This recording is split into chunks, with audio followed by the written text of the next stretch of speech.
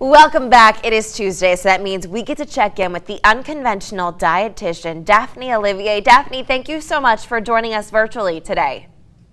Of course, thanks for having me.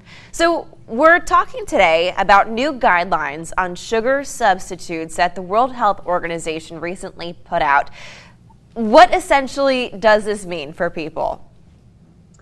So this is not necessarily new information. This is after the World Health Organization looked at over 100 studies that have been focusing on sugar substitutes. And those sugar substitutes, I'll just name them.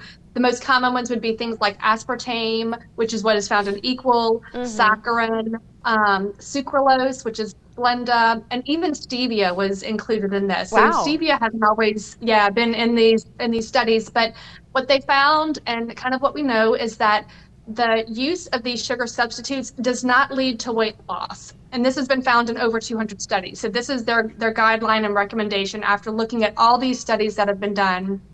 Way back in the 70s, whenever these sugar substitutes started coming out and there started to be a demand for them, the purpose was to reduce calories for the purpose of weight loss. And we know now that that doesn't necessarily happen. And there are several theories as to why it doesn't happen. But the general overall recommendation is that we need to just decrease the things that we taste that are sweet. Yeah. So using sugar substitutes is not really helping us get to the end goal, which is usually weight loss or reduction in diabetes or cardiovascular disease. And I'm sure that goes across like in pretty much every single category. I know a lot of people are a huge fan of those zero sugar drinks or the diet drinks. I mean, right. And even some of these new drinks that are coming out, I mean, there's always an abundance of new beverages that are coming out, and some of our energy drinks and fruity type drinks, all of those things have a lot of these sugar substitutes in them. And so not only is it not helping us to reduce our weight, but is actually contributing. It is a contributing factor for diabetes, cardiovascular disease, and mortality.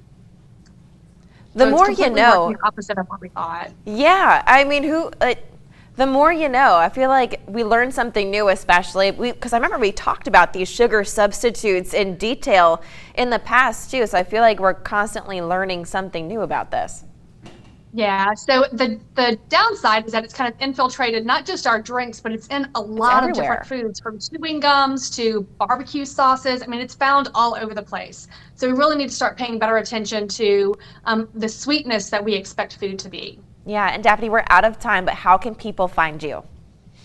So you can find me through my website, theunconventionaldietitian.com, or Facebook and Instagram at The Unconventional Dietitian. Daphne, thank you so much for joining us virtually to go over these new guidelines with our viewers today.